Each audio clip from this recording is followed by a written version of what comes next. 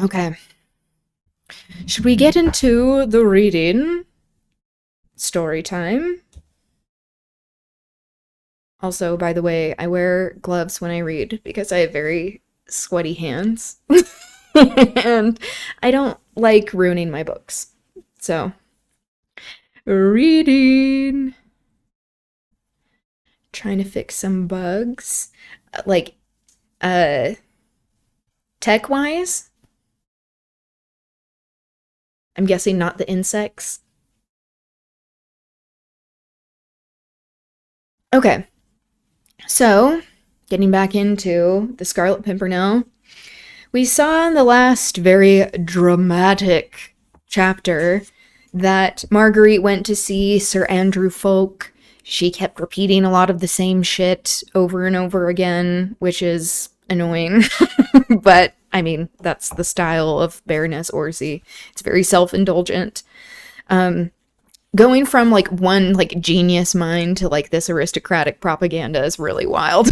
It will give us whiplash. And, you know, like, rightly so, because this will show the quality of, like, actually delving into, like, fighting for humanity and humanizing people and wanting to provide human dignity.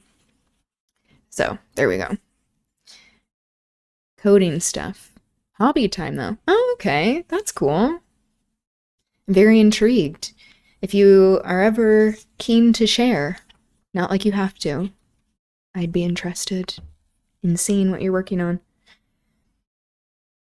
Okay, so now she is in a carriage. They're going to take a schooner over to France to try to hopefully intercept Sir Percy before Chauvelin gets to him.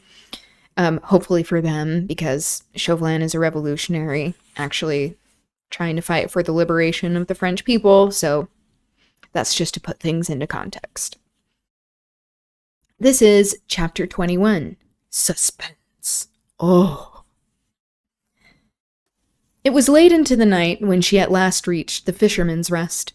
She had done the whole journey in less than 8 hours, thanks to innumerable changes of horses at the various coaching stations, for which she always paid lavishly, thus obtaining the very best and swiftest that could be had. Yeah, of course. Again, this, like, deification of money continues. Her coachman, too, had been indefatigable.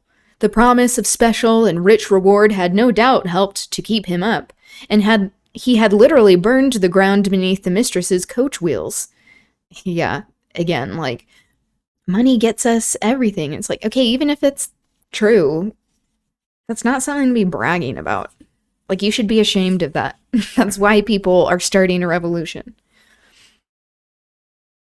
The arrival of Lady Blakeney in the middle of the night caused a considerable flutter at the Fisherman's Rest. Sally jumped hastily out of bed, and Mr. Jellyband was at great pains how to make his important guest comfortable. Important meaning he is a servant to class, essentially. Both of these good folk were far too well drilled in the manners appertaining to innkeepers to exhibit the slightest surprise at Lady Blakeney's arrival alone at this extraordinary hour, because normally women would have to be, like, chaperoned. No doubt they thought all the more, but Marguerite was far too absorbed in the importance, the deadly earnestness of her journey, to stop and ponder over trifles of that sort. The coffee room, the scene lately of the dastardly outrage on 2 English gentlemen, were quite deserted. Mr. Jellyband hastily relit the lamp, rekindled a cheerful bit of fire in the great hearth, and then wheeled a comfortable chair by it, into which Marguerite gratefully sank. "Will your ladyship stay the night?" asked pretty Miss Sally, who was already busy laying a snow-white cloth on the table, preparatory to providing a simple supper for her ladyship. "No, not the whole night," replied Marguerite. "At any rate, I shall not want any but this room, if I can have it to myself for an hour or two." "It is at your ladyship's service," said honest Jellyband, whose rubicund face, that means, like, red?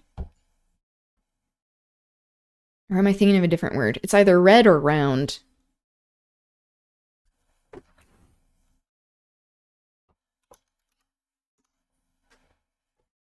Yeah, having a ruddy complexion, high-colored.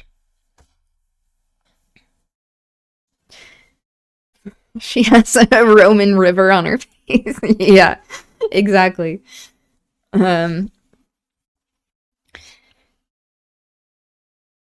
Okay.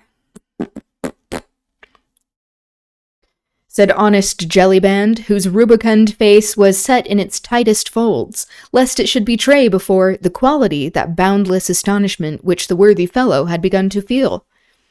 I shall be crossing over at the first turn of the tide, said Marguerite, and in the first schooner I can get.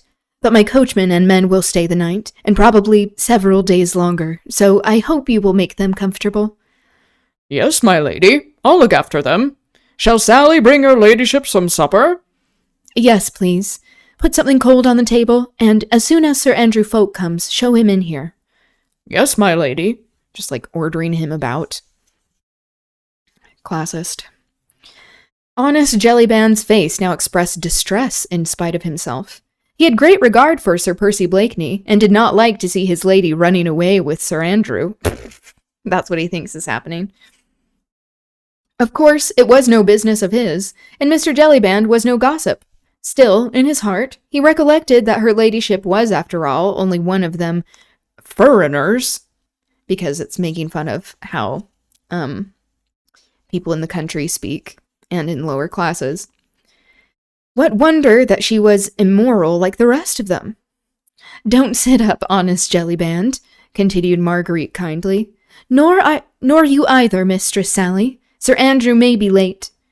Jellyband was only too willing that Sally should go to bed. He was beginning not to like these goings-on at all. Still, Lady Blakeney would pay handsomely for the accommodation, and it certainly was no business of his.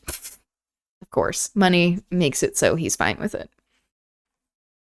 Sally arranged a simple supper of cold meat, wine, and fruit on the table. Then, with a respectful curtsy, she retired, wondering in her little mind why her ladyship looked so serious when she was about to elope with her gallant. Then commenced a period of weary waiting for Marguerite. She knew that Sir Andrew, who would have to provide himself with clothes befitting a lackey, could not possibly reach Dover for at least a couple of hours. He was a splendid horseman, of course, and would make light in such an emergency of the 70-odd miles between London and Dover. He would, too, literally burn the ground beneath his horse's hoofs, but he might not always get very good remounts, and in any case, he could not have started from London until at least an hour after she had. That's also a different way of saying, like, he may not get the best horses like I can. He's not as rich. She had seen nothing of Chauvelin on the road. Her coachman, whom she questioned, had not seen anyone answering the description his mistress gave him of the wizened figure of the little Frenchman. I think you can say it wizened or wizened. I'm gonna look this up too.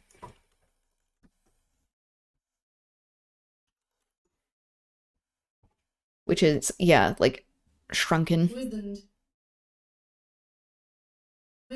Wizened. I don't know if you could hear that. That's a really weird way of saying that, but okay. Wizened.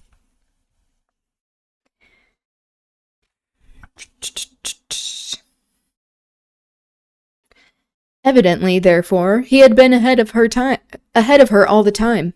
She had not dared to question the people at the various inns where they had stopped to change horses. She feared that Chauvelin had spies all along the route, who might overhear her questions, then outdistance her and warn her enemy of her approach. Now she wondered at what inn he might be stopping, or whether he had had the good luck of chartering a vessel already, and was now himself on the way to France. That thought gripped her at the heart as with an iron vice, if indeed she should be too late already. The loneliness of the room overwhelmed her.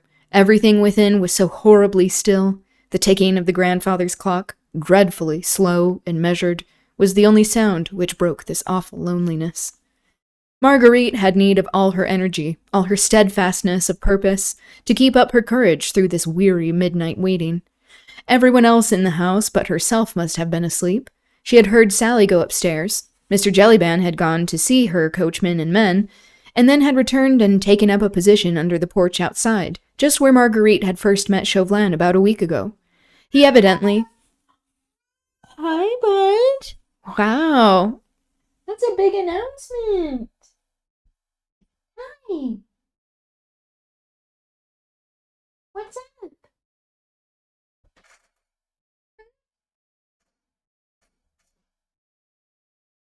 Okay, I have to give him a quick pet.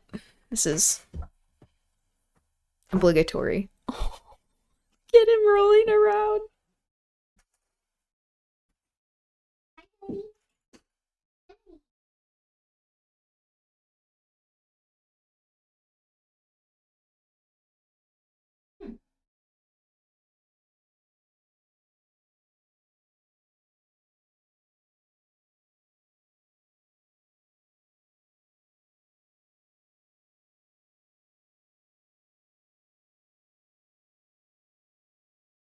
Wow, he actually stayed for a little bit. Normally he makes a big announcement and leaves. Hi, bud.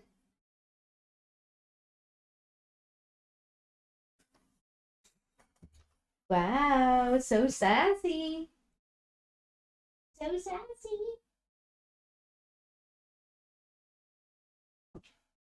Okay, let's get back to reading.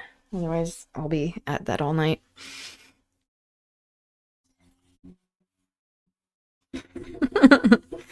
Okay. Where was I?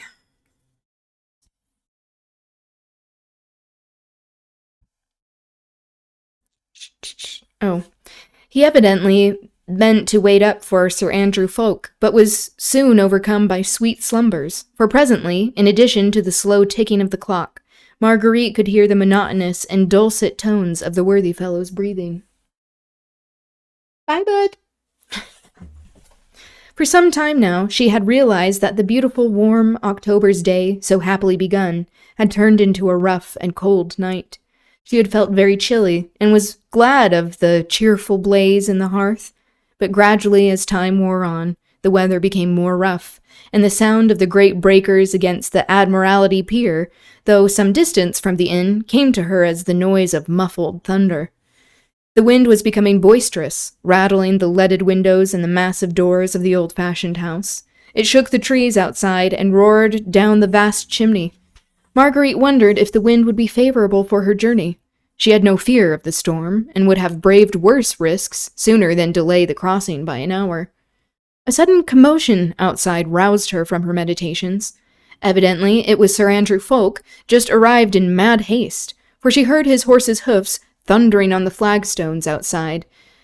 Then Mr. Jellyband's sleepy, yet cheerful tones bidding him welcome. For a moment, then, the awkwardness of her position struck. Marguerite, alone at this hour, in a place where she was well known, and having made an assignation with a young cavalier equally well known, and who arrived in disguise. What food for gossip to those mischievously inclined. The idea struck Marguerite chiefly from its humorous side. There was such a quaint contrast between the seriousness of her errand and the construction which would naturally be put on her actions by honest Mr. Jellyband, that, for the first time since many hours, a little smile began playing round the corners of her childlike mouth. Again, the childlike references. And when presently, Sir Andrew, almost unrecognizable in his lackey garb, entered the coffee room, she was able to greet him with quite a merry laugh. I mean, that also, not like I care about the success of their mission, but that also is helping to provide cover for what they're doing.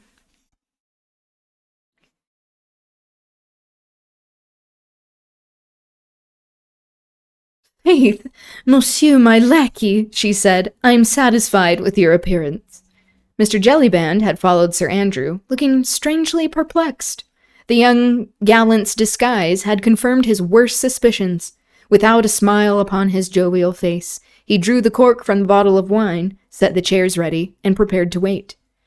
Thanks, honest friend, said Marguerite, who was still smiling at the thought of what the worthy fellow must be thinking at that very moment. We shall require nothing more, and here's for all the trouble you have been put to on our account. She handed 2 or 3 gold pieces to Jellyband, who took them respectfully and with becoming gratitude. becoming gratitude. Oh, it's so nice when, like, you're very grateful when we bribe you.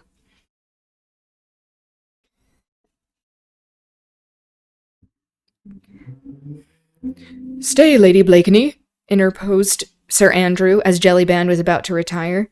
I am afraid we shall require something more of my friend Jelly's hospitality. I am sorry to say we cannot cross over tonight. Not cross over tonight? She repeated in amazement. But we must, Sir Andrew. We must. There can be no question of cannot, and whatever it may cost, we must get a vessel tonight. Because money is no issue. And I shall become gratitude. Yeah, exactly. To the upper classes, thank you for your condescension. But the young man shook his head sadly. I am afraid it is not a question of cost, Lady Blakeney. There is a nasty storm blowing from France. The wind is dead against us. We cannot possibly sail until it has changed. Marguerite became deadly pale. She had not foreseen this. Nature herself was playing a horrible, cruel trick. Percy was in danger. Yeah, because unfortunately you can't bribe the weather. Percy was in danger, and she could not go to him because the wind happened to blow from the coast of France. But we must go! We must! She repeated with strange, persistent energy. You know we must go. Can't you find a way? I've been down to the shore already, he said, and had a talk to 1 or 2 skippers. It is quite impossible to set sail tonight, so every sailor assured me.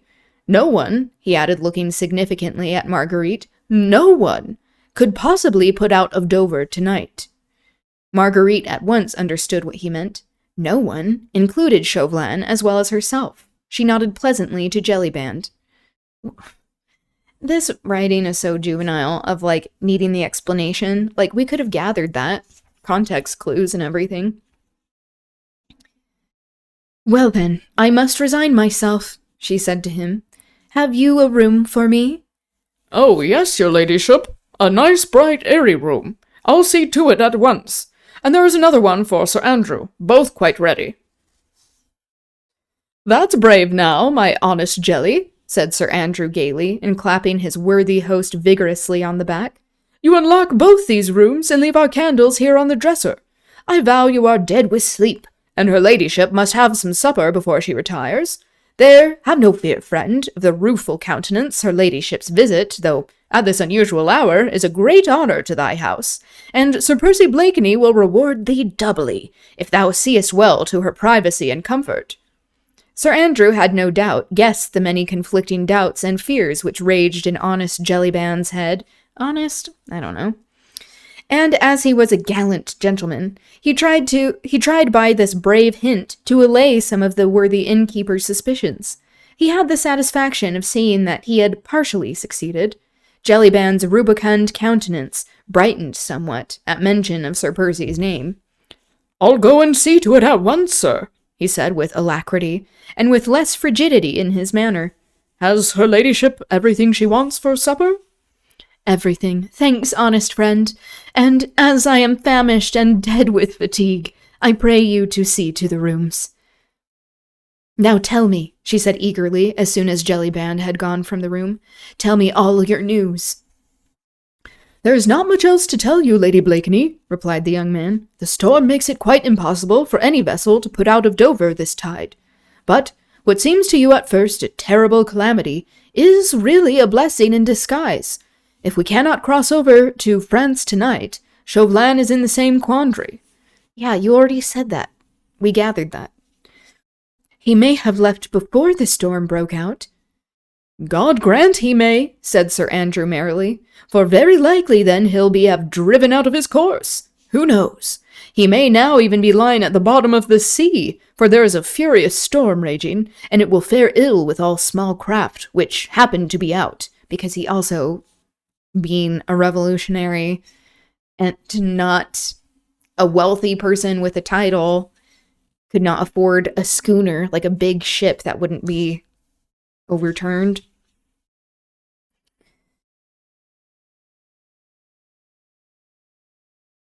But I fear me we cannot build our hopes upon the shipwreck of that cunning devil, and of all his murderous plans. The sailors I spoke to all assured me that no schooner had put out of Dover for several hours.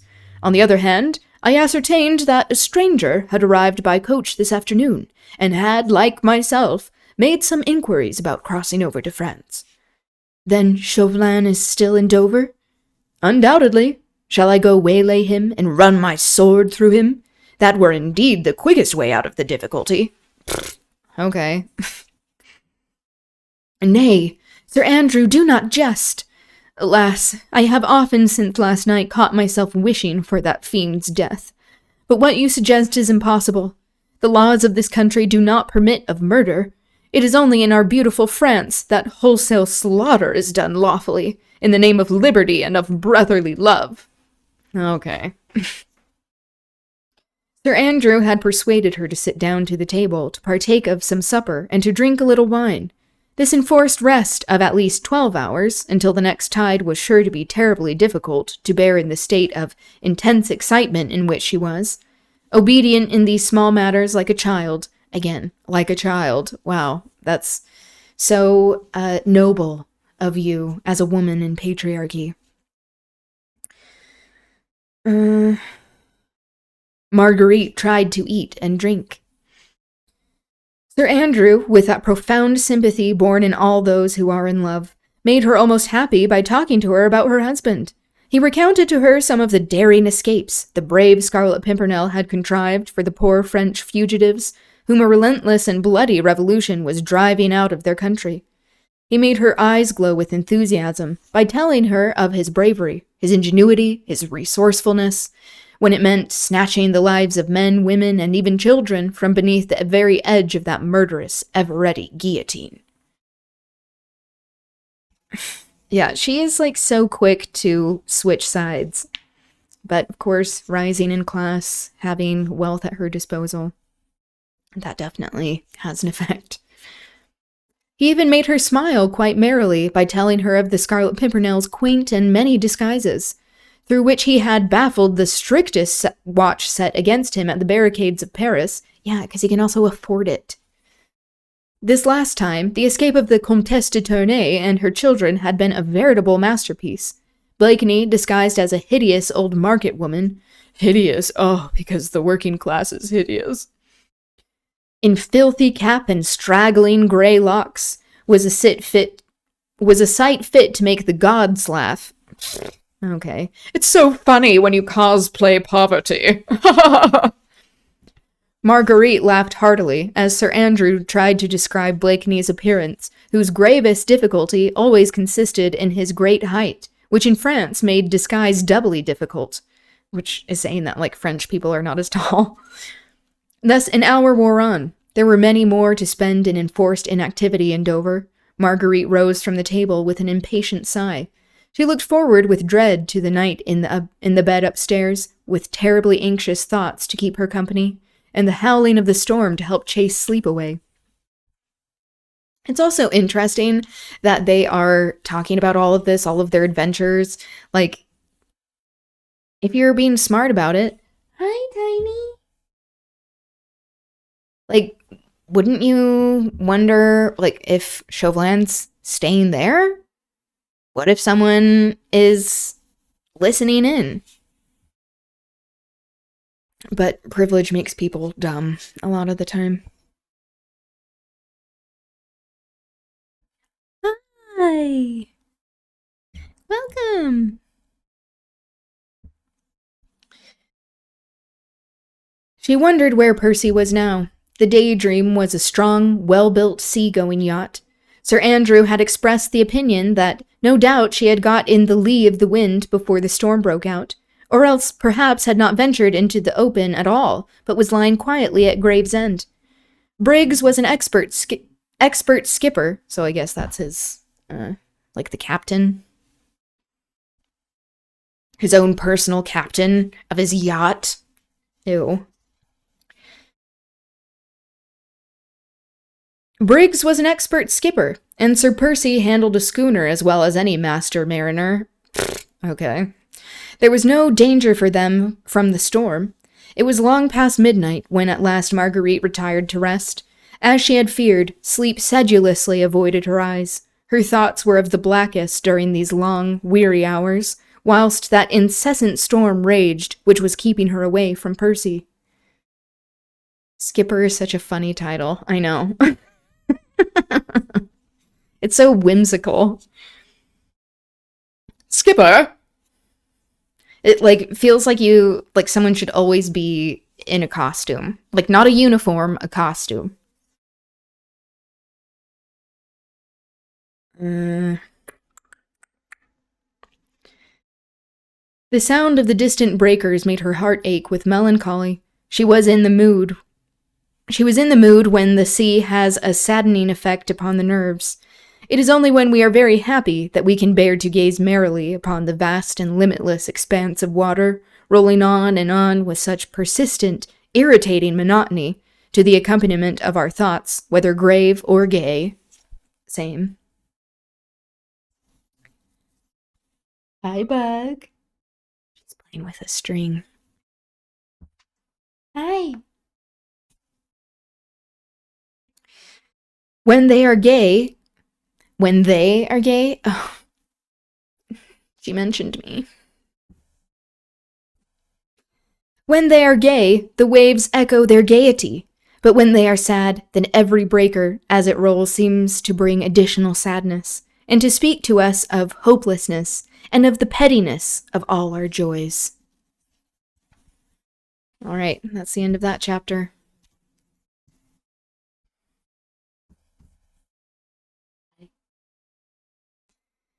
Okay. Yeah, that was quite the contrast to go from Toni Morrison to that aristocratic propaganda. But, I mean, that helps to also display how the writing has very much to be desired. Okay, tomorrow we'll finish the Toni Morrison talk between Claudia Brodsky and her, and we'll get into more organizing tactics. Yeah. Okay, and then for next week, for Banned Book Club, we'll read the foreword and chapter 1 of The Bluest Eye. If you're interested in reading the book, we still have like a week before talking about that reading. Go cook some noodles, maybe sleep. That sounds lovely. Yeah, I'm gonna go eat some dinner, make some dinner. But thank you for being here. It was great chatting with you. I'll start doing the Discord notifications. I hope you have a good rest of your day, evening, and I will see you soon. Okay, bye!